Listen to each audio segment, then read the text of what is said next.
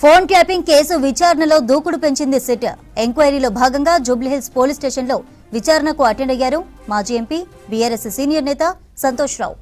Phone tapping పై సంతోష్ ను ప్రశ్నించనున్నారు SIT officers. విచారణకు ముందు నందినగర్లో కేటీఆర్ తో భేటీ అయ్యారు సంతోష్ రావు.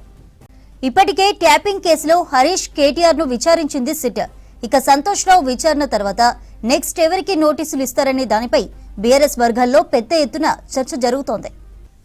రేటు ఇష్యూపై అప్డేట్స్ ధనరాజ్ లైవ్ ద్వారా అందిస్తారు. ధనరాజ్, ఇవాళ సంతోష్ రావు విచారణ జరగనుంది, మరేంటి ఏ అంశాలపై ప్రత్యేకంగా సిట్ విచారించనుంది, అలాగే నెక్స్ట్ ఎవరిని విచారించే ఛాన్స్ ఉంది? కేసు వ్యవహారంలో మాజీ ఎంపీ అయినటువంటి సంతోష్ రావు కొద్దిసేపటి క్రితమే జూబ్లీ హిల్స్ లో ఉన్నటువంటి సిట్ కార్యాలయానికి ఆయన హాజరయ్యారు. అయితే సిట్ ఇచ్చినటువంటి 160 సిఆర్పిసి నోటీసులు అందుకున్నటువంటి సంతోష్ రావు మొత్తం విచారణకు మాత్రం తాను సహకరిస్తానని చెప్పడం జరిగింది. ఇక ఫోన్ ట్యాపింగ్ కేసు వ్యవహారంలో ఇప్పటికే బీఆర్ఎస్ పార్టీ నుంచి చూసినట్టయితే కూడా ఓవైపున బీఆర్ఎస్ పార్టీ వర్కింగ్ ప్రెసిడెంట్ అయినటువంటి కేటీఆర్, అదేవిధంగా మాజీ మంత్రి అయినటువంటి హరీష్ రావు కూడా ఇద్దరిని కూడా సిట్ విచారించడం జరిగింది. వారికి సంబంధించినటువంటి వాంగ్మూలాన్ని కూడా రికార్డ్ చేసింది.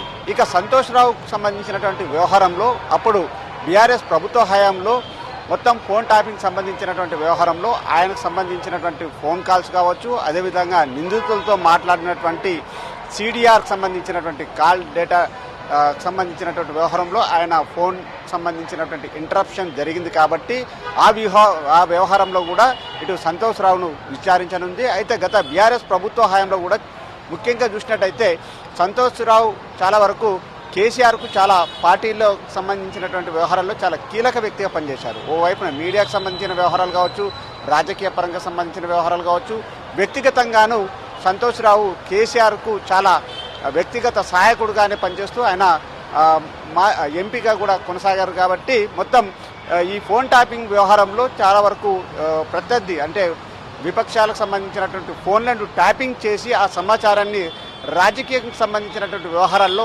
వాడుకున్నారనే ఆరోపణలు ఉన్నాయి. మరోవైపున చూసినట్టయితే ఈ కేసులో ఇప్పటికే ఎస్ఐబి మాజీ చీఫ్ అయినటువంటి ప్రభాకర్ రావు, అదేవిధంగా ప్రణీత్ రావుతో పాటు భుజంగరావు, తిరుపతికి సంబంధించి నిందితులు ఎవరైతే ఉన్నారో వారితోటి కూడా ఫోన్ కాల్లో సంభాషించినట్లుగాను మొత్తానికి సిటీ దగ్గర ఆధారాలు ఉన్నటువంటి క్రమంలో నిందితులతోటి గత బీఆర్ఎస్ ప్రభుత్వ హయాంలో ఏ విధంగా మొత్తానికి మంతనాలు జరిపారు, వారితోటి ఏ విధమైనటువంటి కాల్ ఇంటరప్షన్ ఉంది, ఫోన్ ట్యాపింగ్ సంబంధించినటువంటి కాల్ డేటా మీ వద్దకు గతంలో వచ్చిందా, దానికి సంబంధించినటువంటి వ్యవహారంలో మీరు ఎలాంటి ఆదేశాలు ఇచ్చారు, మీకు ఫోన్ ట్యాపింగ్ చేయమని ఎవరి ప్రమేయం ఉంది, అదేవిధంగా మీడియా వర్గాలలో ఓ ఛానల్కి సంబంధించినటువంటి అధినేతతోటి ప్రత్యక్షంగా పరోక్షంగా సంబంధించినటువంటి వ్యవహారాలు జరిపారనే ఆరోపణలు ఉన్నాయి. కాబట్టి ఆ ఆరోపణలపైన కూడా సిట్ విచారణ చేసి సంతోష్ రావుకు సంబంధించినటువంటి వాంగ్మూలాన్ని కూడా రికార్డ్ చేయడం ఉన్నది. మరోవైపున చూసినట్టయితే ఇప్పటికే నిందితులు ఇచ్చినటువంటి కన్ఫెషన్ రిపోర్ట్ ఆధారంగా కావచ్చు, అదేవిధంగా సిట్ సేకరించినటువంటి ఎఫ్ఎస్ఎల్ సంబంధించినటువంటి రిపోర్ట్ ఆధారంగా కూడా మొత్తం సంతోష్ రావును క్రాస్ ఎగ్జామినేషన్ చేస్తుంది. అదేవిధంగా బీఆర్ఎస్ ప్రభుత్వ హయాంలో ఇప్పటికే నిందితులుగా ఉన్నవాళ్ళు, అదేవిధంగా నిందితులు బాధితులుగా ఉన్నవాళ్ళు ఇచ్చినటువంటి స్టేట్మెంట్ ఆధారంగా కూడా విచారణ జరపనుంది సిట్. ఇక సిట్కు సంబంధించినటువంటి వ్యవహారం చూసినట్టయితే సిట్కు సిపి సజ్జనార్ నేతృత్వంలో 5గురు సంబంధించినటువంటి ఐపీఎస్ ఆఫీసర్ల బృందంతో పాటుగాను జూబ్లీ హిల్స్లో ఉన్నటువంటి ఏసీపీ వెంకటగిరి నేతృత్వంలో విచారణ కొనసాగుతూ ఉంది. దీనికి ఇప్పటికే మొత్తం మొదటి సంబంధించినటువంటి దఫాలో చూసినట్టయితే దశలో కూడా ఒక ఛార్జ్షీట్ అయిపోయింది. ఇక ఫైనల్ సంబంధించినటువంటి ఛార్జ్షీట్ను రూపొందించేటువంటి క్రమంలో ఇప్పటికే ప్రభాకర్ రావును గతంలో ఎన్నోసార్లు విచారణ చేశారు. దానికి సంబంధించినటువంటి ఆయన ఇచ్చినటువంటి స్టేట్మెంట్ రికార్డ్ చేశారు. ఇక బాధితులు నిందితులతో పాటుగాను సాక్షులుగా ఉన్నటువంటి వారికి సంబంధించినటువంటి వాంగ్మూలం కూడా పూర్తిగా రికార్డ్ చేశారు. ఇక మొత్తం మీద చూసినట్టయితే మనము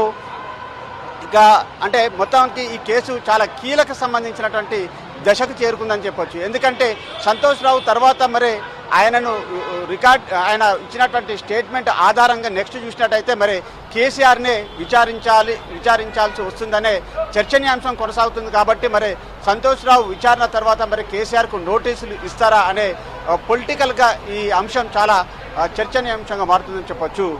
చంద్రిక.